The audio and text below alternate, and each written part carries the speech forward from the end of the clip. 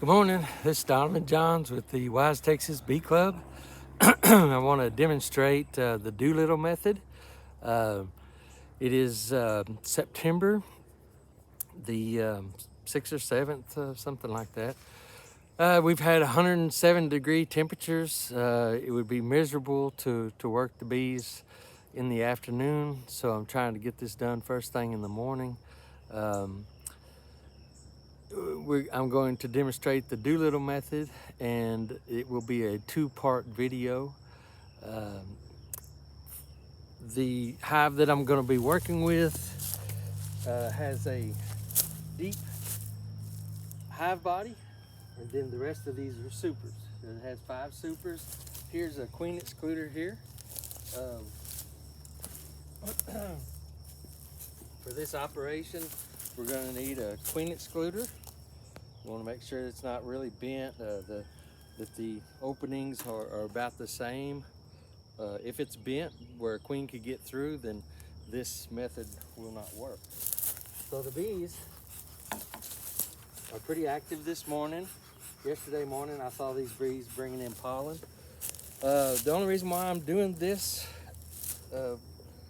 today is because my friend James Nielsen brought some queens to the meeting last night, and these queens had been banked for 3 weeks, so I don't have a lot of faith in this queen being good, but she is still alive, and she came from Northern California from a reputable queen breeder, so I don't just want to kill her. So I wanted to see if I can make a split. This hive has been extremely populous, but it's been extremely hot, so I'm not sure what our numbers are going to be right now or how much honey we have in it. We may have to mix the deep frames with the medium frames. So I have a box over here. So you need a queen excluder, a box, your smoker, your hive tool, probably some gloves. This is going to be an invasive procedure, so we're probably going to upset some bees today. And then you need some frames to put back where we're going to take brood from. So the object of our operation is to remove frames of open brood. Open brood means larvae that have not been capped yet. So go ahead and get started here. It ain't gonna get no cooler for us.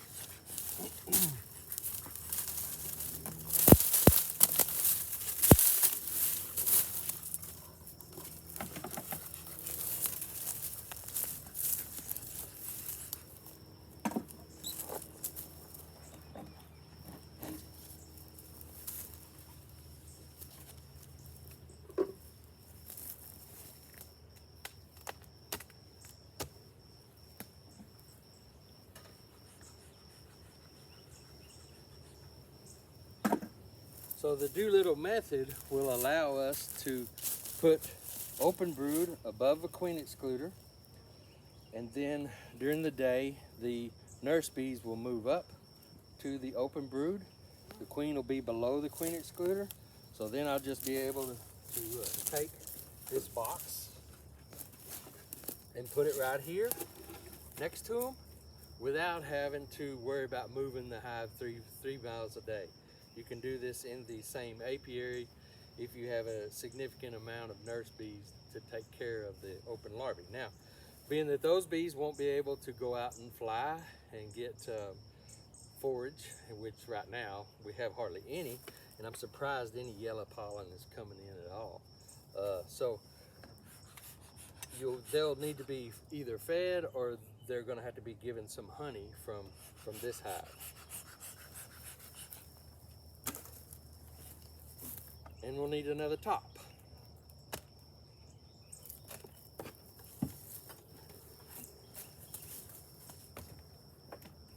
Now we have a queen excluder here, so there shouldn't be any larvae or queen eggs, anything like that up here. If there is, then we know the queen is up here, and possibly there could have been 2 queens.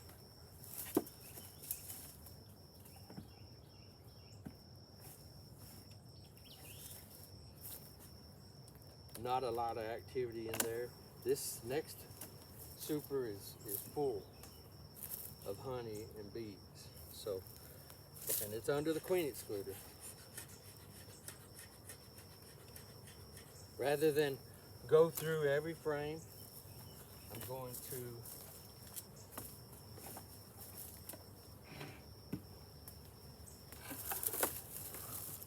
set these down where they're flat.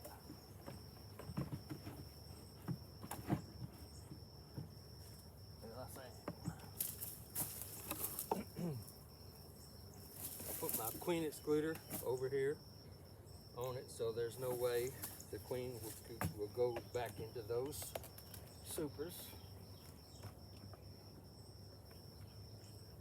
It's been a long time since this hive has had anything done to it, so we have to almost pry every one of them apart. This is good, full of honey.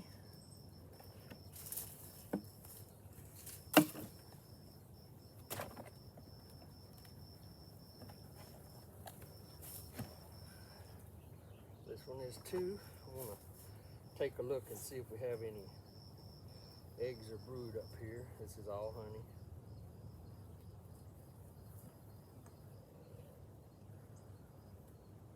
This is all honey, all capped honey.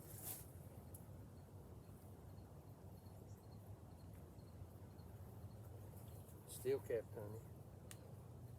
So if you go through the middle, so this is all capped honey in this super as well.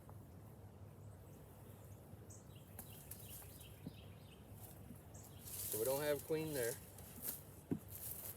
Well, the queen could be up there. She could be walking around.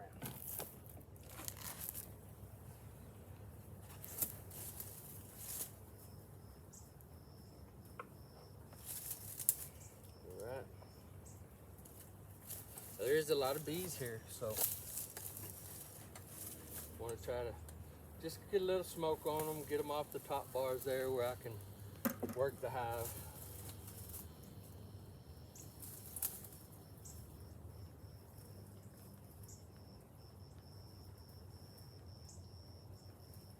That's capped honey.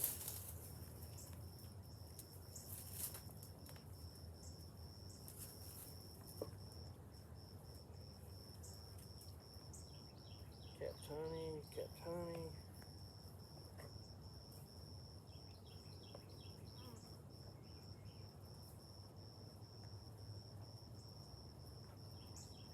Okay, this super is all capped honey as well.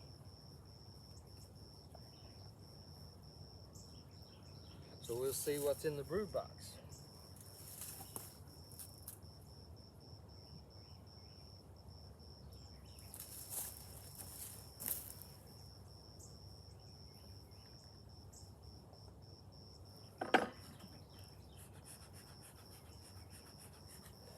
And this is the reason why I have the deep hive body here, is because if we find open brood here, then we can use the deep hive body to put that open brood into. So this is all pollen. Oh, if you can, okay. So on this side, it's all pollen. I don't know if we can get a good shot of that. But then on this side, we've got some drone brood over here. And then this is all open brood. Sometimes it helps to get the sun behind us. Yep, that whole frame is open brood. I don't know if we can catch that on the camera or not. But that's what we're looking for. So we want to look on this frame for the queen. I don't see her, but I will just shake the bees back off. Or you could use your brush.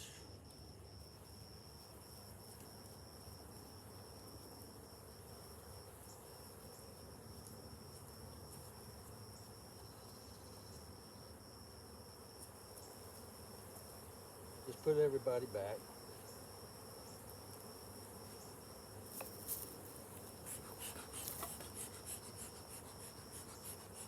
To where you know that you don't have the queen at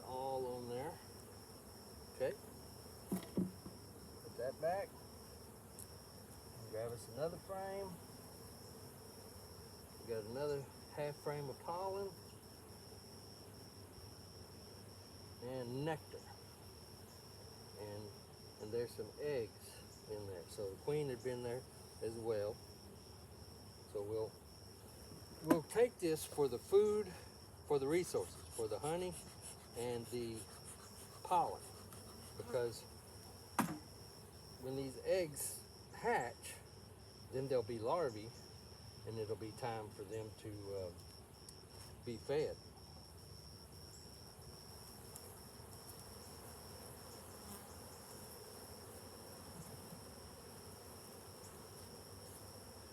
A lot of people would just shake the bees off. Sometimes that makes the bees madder than the brush. Sometimes the bees don't like the brush. Sometimes that makes them madder.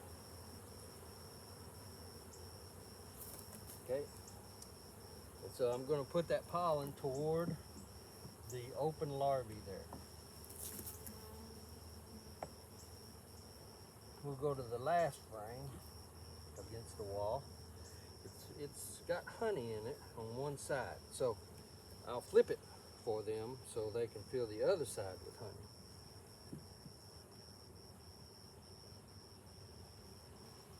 Okay, and then we have cat brood here, so I'll show you the difference. And I'll go ahead and shake these bees off, so we know the queen's not on there. So here we've got cat brood, and then we have open brood over here. So let's see if I can get that a little bit better. Cat brood, open brood. So and then this side's got a lot of open brood on this side. So we'll put that open brood in this box over here. Get the next frame.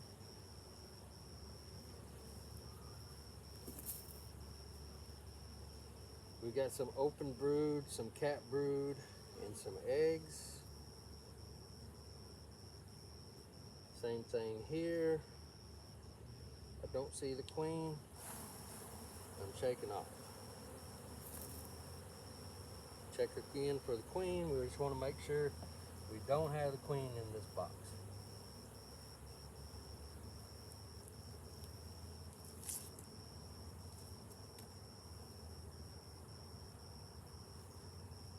Okay, we got open brood, eggs, and cat brood.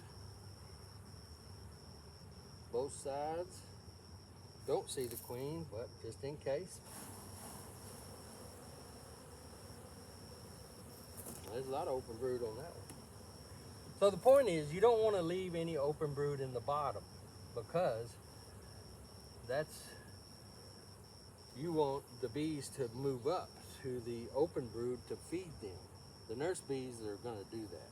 So this one is mainly cat brood. I may see some eggs in there.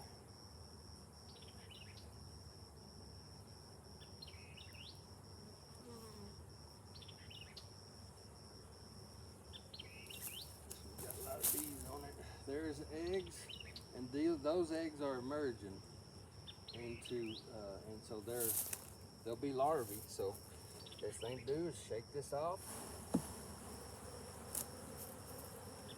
put that one in,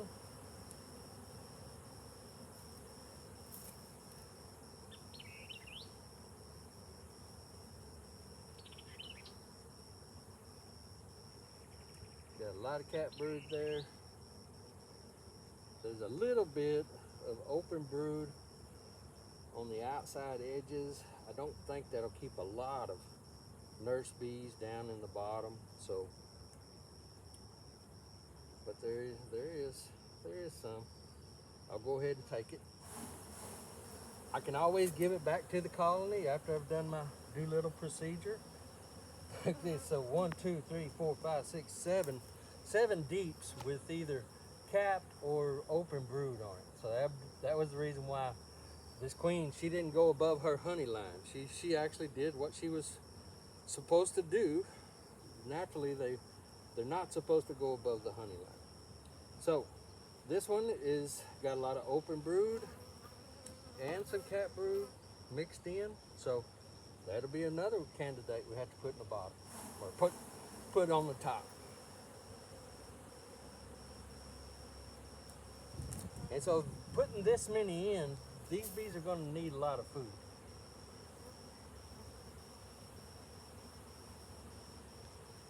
The nurse bees will have to really feed a lot of bees. So this is mainly, so I don't see any open brood on this, but I see a lot of pollen. Of course, there's a lot of bees there. We'll put that back in the middle, and we'll move this one over to it. Leave a space in between. It'd be ideal if you had drawn comb to do this with. At the moment, I don't have drawn comb to do it with, so we'll put in some blank combs, and being that it's blank, we'll push these two open frames together. At a later time, I'll come back and give them drawn comb.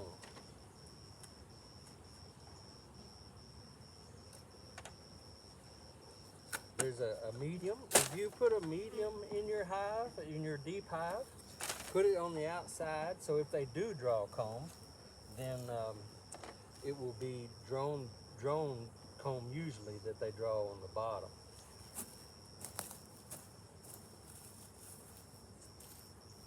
I didn't bring enough deep frames. I anticipated having some medium frames, you know.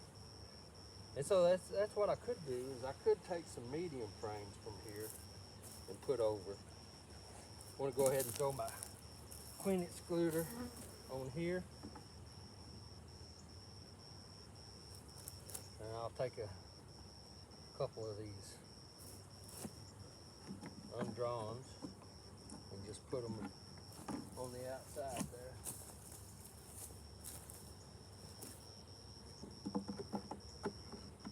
So,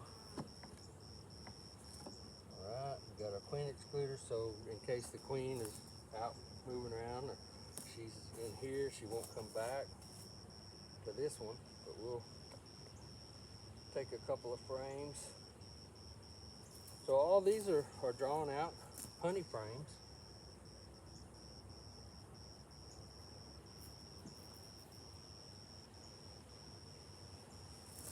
So we'll go ahead and we can make this a 9 frame. We'll do a 9 frame spacing on that when we put it back. If you leave a big hole like that, the bees will fill it with comb. Don't necessarily want to do that. And I've got some empty comb here that they can also lay in, that the queen can lay in, that the bees can bring pollen, because all the foragers are going to come back right there. All right, there's that. Okay, now the queen excluder was below these supers, so I'm going to put these supers back on.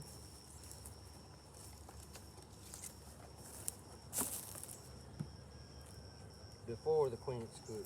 So we'll space these out, and we might get some rain next week, so if something did bloom, and if the ragweed gets some rain, then they'll surely make pollen.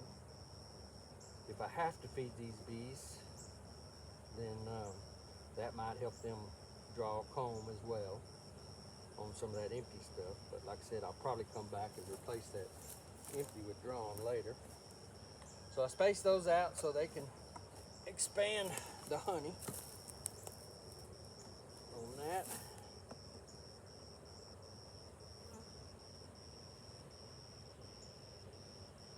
Space these, get these a 9 frame spacing.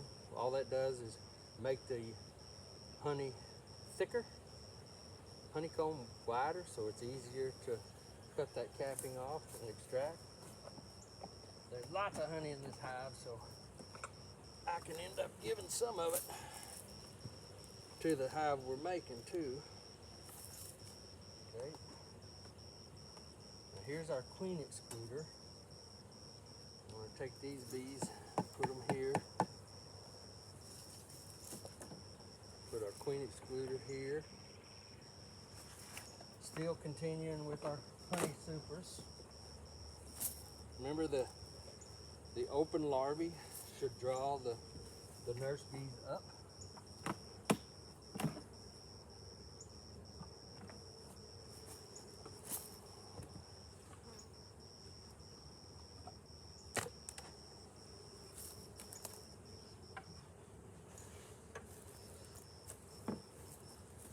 Just want to make sure that we don't have any eggs up here. We know that the queen was below the excluder, but let's make sure we don't have a different queen. This is all honey.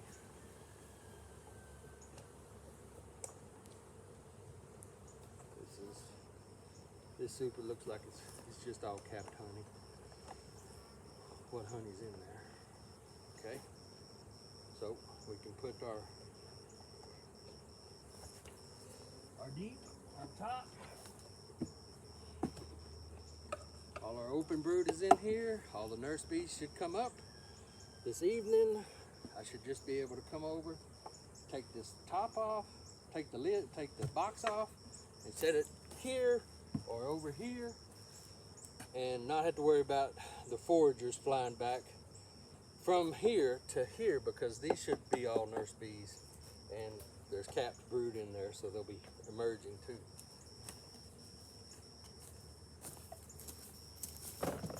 So that's quite a stack. I always like to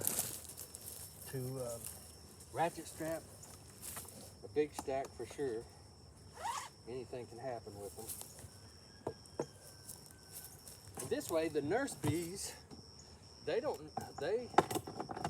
be more accepting of the queen that we're going to put in here. Now, the queen that we're going to put in here has been banked for 3 weeks, so her pheromones are not likely to be very high. I'm surprised she's still alive. Whoever banked this queen, kudos to them for being able to keep them alive. That's a long time to bank, in my opinion. It will take the queen probably 7 days to start laying, get her pheromones going again. So we need nurse bees that can't sting so that they don't kill her. But we should have part 2 not far behind this video. But thank you for being with me today, and hopefully we can get this Doolittle method explained, and people be able to utilize it more.